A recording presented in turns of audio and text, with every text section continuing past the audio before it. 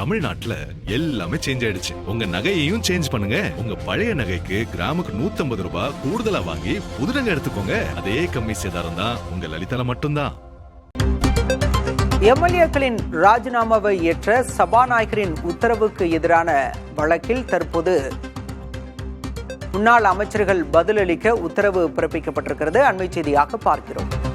அதிமுகவிலிருந்து விலகி தங்களுடைய எம்எல்ஏக்கள் பதவியை ராஜினாமா செய்திருந்தனர் சி விஜயபாஸ்கர் மற்றும் எம்ஆர் விஜயபாஸ்கர்.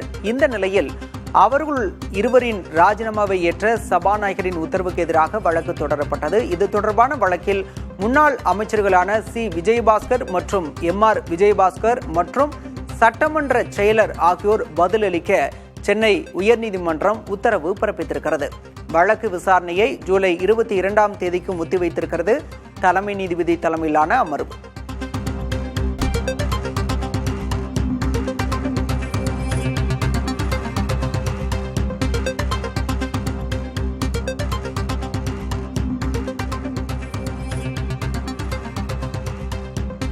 அதிமுக கொறடா அக்ரி கிருஷ்ணமூர்த்தி தொடர்ந்த வழக்கில் தற்போது முன்னாள் அமைச்சர்கள் சி விஜயபாஸ்கர் எம்ஆர் விஜயபாஸ்கர் சட்டமன்ற செயலர் ஆகியோர் பதிலளிக்க சென்னை உயர்நீதிமன்றம் உத்தரவு பிறப்பித்திருக்கிறது.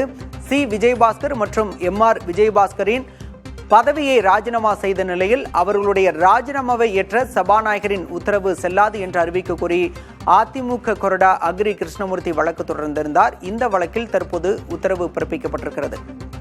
தமிழ்நாட்டுல எல்லாமே சேஞ்ச் ஆயிடுச்சு. உங்க நகையையும் சேஞ்ச் பண்ணுங்க. உங்க பழைய நகைக்கு கிராமுக்கு 150 ரூபாய் கூடுதலா வாங்கி புது நகை எடுத்துக்கோங்க. அதே கம்மி சேதாரம் தான் உங்க லலிதால மட்டும்தான்.